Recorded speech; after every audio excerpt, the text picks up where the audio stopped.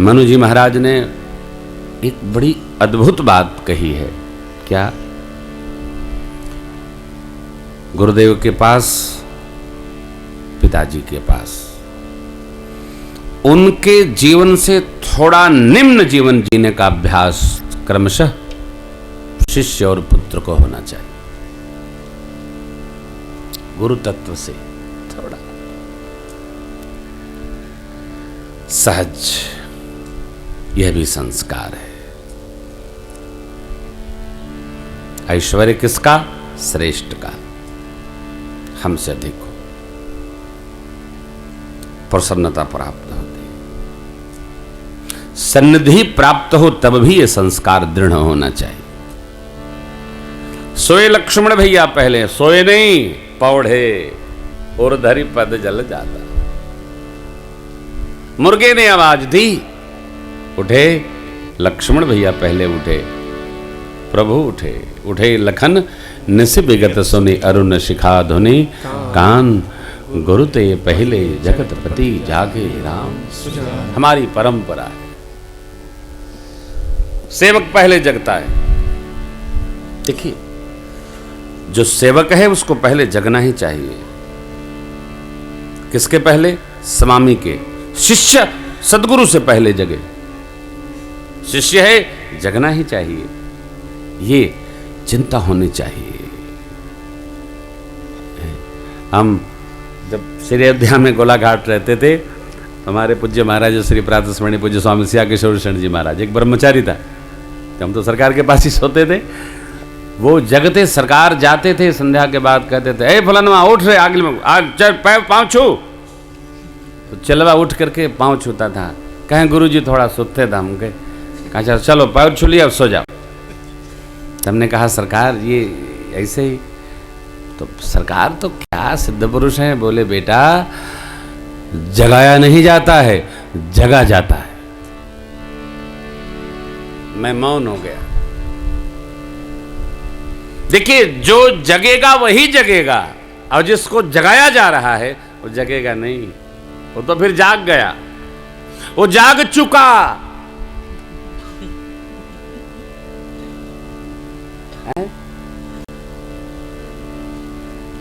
बड़ा अबेर बा, क्योंकि हिजा सुतला का फेर बा।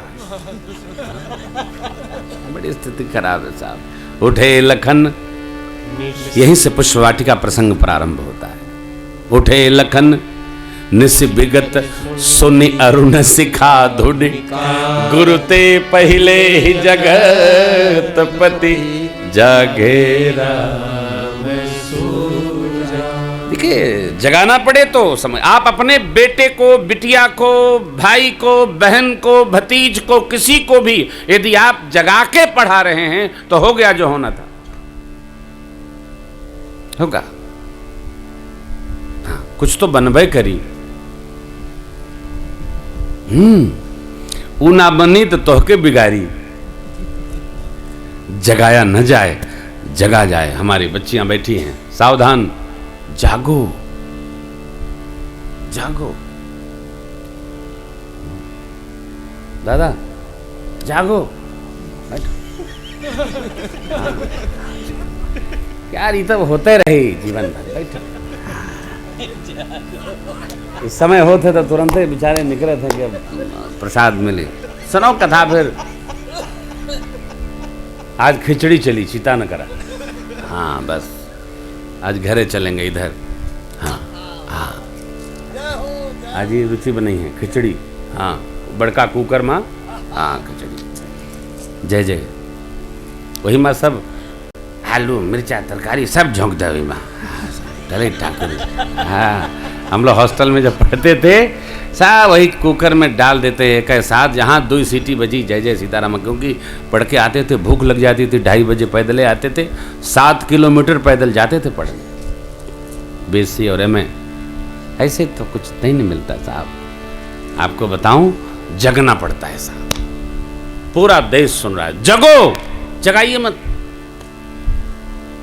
अब तो अच्छा है कि हमारे स्वास्थ्य के डर के मारे हमारे योग ऋषि प्रातस्मरणीय पूज्य बाबा रामदेव स्वामी जी ने सबको 4:30 बजे जगा दिया है सब। चलो, हाँ, अच्छा हुआ कि जगने लगे, डर के मारे कहीं मर न जाए, कहीं ब्लॉकेज ना हो, इसलिए लोग शुरू हो जाते हैं। कथाएं में बैठे बैठे खून रख रहे थे, काहे डर के मारे। ब्लॉकेज भया तो कटे ना, ये करे लिए 4:30 बजे आदमी शुरू हो जाते। केहू के घर में आप रह सुते के न मिली, कहें हर कमरे में आवाज आवत। चलो कैसो जगे जगे, कौन जगे जागे राम, राम जी हमारे जगे, जगाए नहीं गए, जग गए। विद्यार्थी को जागृत रहना, घर में जैसे ही 4 बजे बर्तन बजे पूजा वाला, वैसे जगना चाहिए। विद्यार्थी और काने में रजाई लगा लेते, जगह सुनाई नहीं पड़े, सुतहू नहीं देते घर वाले। ले प्रातः काल जो पढ़ेंगे आप कंठ में आ जाएगा। प्रातः काल उठाए, प्रातः काल उठकर अध्ययन करो। मानस ऐसे नहीं याद हुआ है। 3:30 बजे हमारी एक बहन थी, 3:30 बजे केवल पढ़ किशोरी दीदी, केवल पढ़, जोर जोर से पढ़ो। मैं सुन रही हूं बैठकर, पढ़ो, जोर जोर से पढ़ो, कंठस्थ हो जाएगा। दादुर जैसे मेढक बोलत ना, वैसे वेद की ऋचाएं प्रातः काल कंठस्थ होती। प्रातः काल जोर जोर से पढ़ो। सूर्योदय के पहले ये जो 2.5 घंटे का समय ब्रह्म वेला का है, इसी समय कंठस्थ होता है कोई भी कुछ भी। आजकल तो बेचारे लड़के रतिया भर पढ़ते हैं, वो का पढ़ते हैं भगवान जाने, सगरवा सुतत है। हाँ, काहे रात भर पढ़े हैं। अरे रात भर नहीं पढ़ना, 2 घंटा, 2:30 बजे से 4:30 बजे, ये जो 2-2.5 घंटे का समय है, ये 12 घंटे के बराबर है। ये ब्रह्म मुहूर्त है, इसमें पढ़िए। न याद हो जाए मिलिएगा, चाहे जो मिलिए, बात करिए। कार्यालय में नंबर चल रहा होगा, कार्यालय मिलिए। 2:30 बजे उठिए, पढ़िए, देखिए कंठस्थ होता है कि नहीं होता है। लोग कहते हैं स्मरण शक्ति कमजोर है। एक बार हमारे आदरणीय दादाजी जितेंद्र भैया बोले, महाराज हमका याद नहीं होता। हमने कहा दादाजी मानस मन से पढ़िएगा। प्रातः काल ये कंठ में उतरेगा, हनुमान जी की कृपा है। याद हो रहा है कि नहीं? उतरने लगा। अरे और लोग गावे न गावे, ये जरूर गई हैं। अरे आप तो खैर गाते नहीं हो, कोई बात नहीं, लेकिन ये दादाजी गाते। ये पढ़े से नहीं, श्रद्धा विश्वास से हो, कंठ में आएगा। देखिए अब गुरुदेव भगवान पूजन करेंगे। एतदर्थ पुष्प दल बिल्व पत्र लेने मेरे सरकार पुष्प वाटिका पधारे।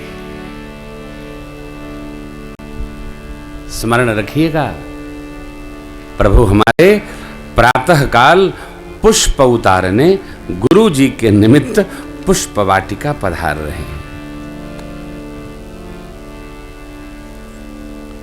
लक्ष्मण भैया साथ में क्या लेने? पुष्प, तुलसी मैया का दल, बिल्व पत्र। किस निमित्त? शालग्राम स्वामी नर्मदेश्वर भगवान की पूजा गुरु जी करें।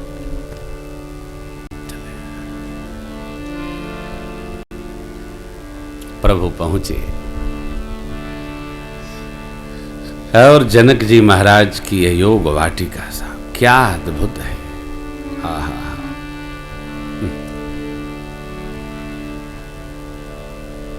6 ऋतुओं के पक्षी एक साथ वाटिका में गुंजायमान कर रहे हैं अपनी आवाज को, किलकारी को। वृक्ष फलदार, झाड़ पुष्पित हैं, लताएं हरितिमा संपन्न हैं। क्यों? जनक जी महाराज योगी हैं, योगी की वाटिका है। योगी अर्थात जो भगवान से जुड़ा हुआ है। ध्यान रखिएगा, सांख्य दर्शन और योग दर्शन के चिंतन में केवल एक वस्तु का अंतर है। सांख्य भगवान को मानता नहीं है और योग दर्शन में भगवान मूल है। कितना अंतर है!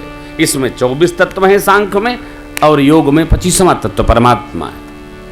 सांख्य उसको महत कहता है, योग दर्शन ईश्वर प्राणिधान अर्थात भगवान के स्वरूप को स्वीकार करता है। भगवान निर्गुण भगवान, सगुण भय प्रेम बस। ऐसे भगवान जब आए तो वाटिका का स्वरूप देखिए, नव पल्लव फल सुमन सुहाए, नव पल्लव फल सुमन सुहाए, निज संपत्ति सुररूप। आनंद का आनंद भी लजा गया, निज संपत्ति सुरलोक लगाए, चातक कोकिल कीर चकोरा, चातक हेमंत वर्षा शरद पूजत बिहग नटत कल मोरा, पूजत बिहग नटत कल मोरा, पूजत बिहग नटत कल मोरा। 6 ऋतुओं के पक्षी एक साथ भगवान के दर्शनार्थ मानो उपस्थित हो गए हो। देखिए, जिसके जीवन में भगवान से जुड़ाव होगा उसके जीवन का हर पल, हर क्षण, हर घड़ी इसी प्रकार आनंदित। नव पल्लव, नव सुमन, नव फल कैसे सुहाए। आनंद कानन देवताओं का बागीचा भी जनक जी के इस बगीचे के सौभाग्य को देखकर लजा जाए। क्यों? वहां देवता शची जयंत और देव राजेंद्र, अन्य अन्य देव जो रमण करते हैं, विहार करते हैं, और यहां मेरे जगदीश और जगदम्बा विहार करते हैं। यह भाग्य, यह सौभाग्य।